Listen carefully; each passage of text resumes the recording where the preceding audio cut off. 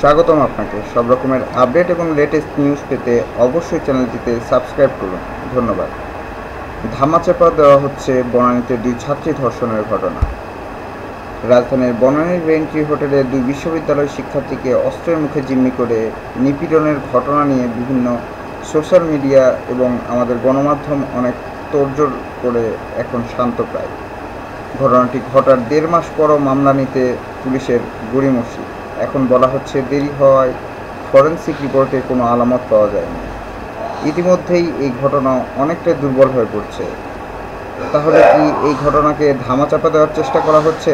গত 28 মার্চ রাতে বন্ধু সাদমান সাকিবের অনুরোধে বনানীর রেইনট্রি হোটেলে একটি জন্মদিনের অনুষ্ঠানে যান 2 বিশ্ববিদ্যালয়ের ছাত্রী। ওই হোটেলের একটি কক্ষে অস্ত্রের মুখে তাদের রাতভর নিপীড়ন করা হয়। মামলা না করার নানা হুমকির মধ্যেও 4 মে তারা বনানী থানায় অভিযোগ নিয়ে যান। এদের মধ্যে 4 জনই ঘটনার সাথে জড়িত থাকার কথা স্বীকার করে ইতিমধ্যে আদালতে জবানবন্দি দিয়েছেন। মামলার আসামিরা হলো সাফাত আহমেদ, নাঈম আশরাফ, সাদমান সাকিব, তাদের গাড়ি চালক বিল্লাল ও সাফাতের দেহরক্ষী। এদিকে 7 মে রোববার ঢাকা মেডিকেল কলেজ হাসপাতালের ফরেনসিক বিভাগের 2 শিক্ষার্থীর স্বাস্থ্য পরীক্ষা সম্পন্ন করা হয়। ফরেনসিক বিভাগের বিভাগীয় প্রধান ডাক্তার সোহেল মাহমুদের নেতৃত্বে 5 সদস্যের মেডিকেল বোর্ড তাদের পরীক্ষা করেন। 2 শিক্ষার্থীর মাইক্রোবায়োলজি, রেডিওলজি ও ডিএনএ পরীক্ষা করা হয়েছে। ডাক্তার সোহেল মাহমুদ জানান, আগামী 15 থেকে 20 দিনের মধ্যে পূর্ণাঙ্গ রিপোর্ট দেওয়া যেতে পারে। এরপর 2 ছাত্রী নিপীড়নের প্রতিবেদন 1 জুন বেলা 11টায় 5 সদস্য বিশিষ্ট মেডিকেল বোর্ডের উপস্থিতিতে পুলিশের কাছে হস্তান্তর করা হয়। বোর্ড প্রতিবেদন দেখে একটি চূড়ান্ত প্রতিবেদন তৈরি করবে বলে জানা যায়। এরপর বেলা 12টায় আলামত পাওয়া যায়নি বলে জানান ঢাকা মেডিকেল কলেজ হাসপাতালের ফরেনসিক বিভাগ।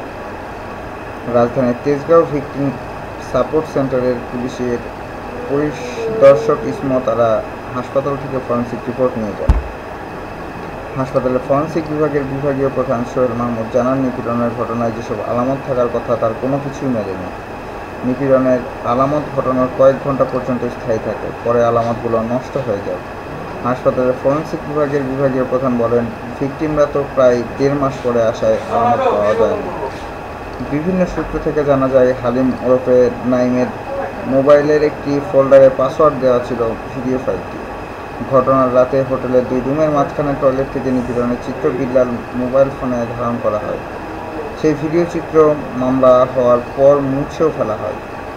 নিপীড়নের আগে 2 তরুণীকে জোর করে নেশা খাইয়ে অচেতন করা হয়। এরপর তাদের নিপীড়ন করা হয়। সাফাতের গাড়ি চালক বিল্লালকে প্রাথমিক জিজ্ঞাসাবাদে চাঞ্চল্যকর এমন তথ্য পেয়েছিলেন তদন্তকারীরা। এরপর এই ঘটনায় ঢাকা মেডিকেল কলেজ হাসপাতালের ফরেনসিক পরীক্ষার কোনো আলামত পাওয়া না গেলেও সিআইডির ফরেনসিক পরীক্ষায় গুরুত্বপূর্ণ তথ্য পাওয়া গেছে বলে জানান সিআইডি বিশেষ পুলিশ সুপার রুমানা আক্তার। তিনি জানান, আদালতের নির্দেশে মামলায় জব্দ করা বিভিন্ন আলামতের পরীক্ষা করা হয়েছে পুলিশের অপরাধ তদন্ত বিভাগের পরীক্ষাগারে। নিপীড়নের শিকার একজন শিক্ষার্থীর ব্যবহৃত পোশাক ও নিপীড়নে জড়িত মামলার 2 নম্বর আসামি নাঈম আশরাফ ওরফে হালিমের ডিএনএ পরীক্ষার ম্যাচিং রিপোর্টও পাওয়া গেছে।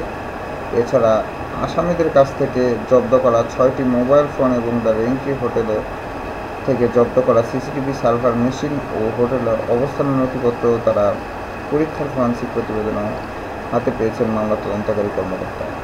তদন্তের সংশ্লিষ্টরা জানান, অভিযোগ প্রমাণে পুলিশের কাছে যথেষ্ট তথ্য প্রমাণ আছে। তদন্ত শেষ পর্যায়ে আদালতের নির্দেশনা অনুযায়ী আগামী 19 জুনের মধ্যে চার্জশিট দেওয়ার প্রস্তুতি নিয়েছে তদন্ত সংশ্লিষ্ট ভিকটিম সাপোর্ট সেন্টার। কিন্তু প্রশ্ন হলো, নির্ধারিত সময়ের মধ্যে কি চার্জশিট দেওয়া সম্ভব হবে, নাকি আর 10টা নারী নিপীড়নের ঘটনার মতো এটাও চলে যাবে হিমঘরে? ধন্যবাদ ভিডিওটি দেখার জন্য। আরও আপডেট পেতে চ্যানেলটিতে সাবস্ক্রাইব করুন।